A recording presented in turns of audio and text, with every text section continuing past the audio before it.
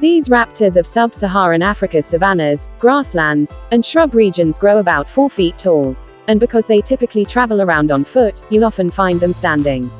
They only fly when absolutely essential, such as to reach their tree nest or for courting displays. Long legs and a stunning black crest of feathers on the back of the head define the secretary bird. It has whitish-gray feathers on its body and 2 long, black-tipped tail feathers. It has a yellow, orange, or red naked face. It has black feathers on the upper part of its long legs, making it appear like it's wearing cycling shorts. Scales cover the lower half, and the feathers are scarcely visible. While the origin of the term, secretary bird, is unknown, one theory is that it was given to them by 19th-century lawyers' clerks or secretaries. Secretaries wore grey jackets and knee-length black slacks, with quill pens tucked behind their ears, to match the colour and shape of the bird's head feathers. Another hypothesis is that secretary bird is an English-language translation of Caracaras, which roughly translates to hunting bird in Arabic and is a term used by Arabic-speaking people in Sudan, according to one tourist. Some specialists, on the other hand, have questioned that explanation. The only 2 birds of prey that hunt on the ground rather than from the air are secretary birds and caracaras. Small rodents, amphibians, and reptiles make up the food of secretary birds.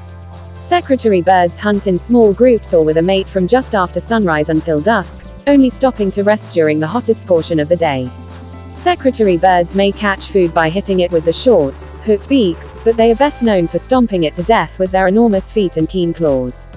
Snakes are a favored diet, and the bird's scientific name, Sagittarius serpentarius, literally means snake archer. When a snake tries to bite a secretary bird, it frequently gets a mouthful of feathers from the bird's almost 7-foot wingspan, which it utilizes as a diversion. Snake bites are more protected by the scales on their lower legs. Both in the air and on the ground, mating displays occur. They engage in airborne courting displays known as pendulum flights, which they share with other raptors. The bird will repeatedly swoop down, then up, repeating the undulating rhythm.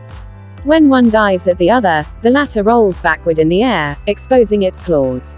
On the ground, a couple may perform a performance similar to that of cranes by dancing around each other with their wings spread. Other secretary birds will occasionally join in. Mating partners normally construct a stick nest in an acacia tree. They'll utilize the same nest for years, season after season, adding to it. The female typically lays 3 blue-green eggs, which are incubated by both parents. After the eggs hatch after around 50 days, both parents look after the babies, feeding them regurgitated prey. After around 3 months, the juvenile birds fledge. Secretary birds have been designated as vulnerable to extinction due to human encroachment on the natural habitat. Some of its grassland habitat has been burnt down and made available for grazing. Prey species have limited protection in these open environments, making it difficult for secretary birds to locate food.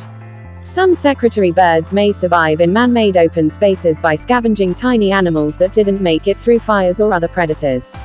The presence of people, particularly herders, has been shown to disrupt secretary bird nesting. Secretaries may be found in a variety of protected locations across the broad range, but experts suggest that improved monitoring is needed to track their populations and quantify their loss in some regions.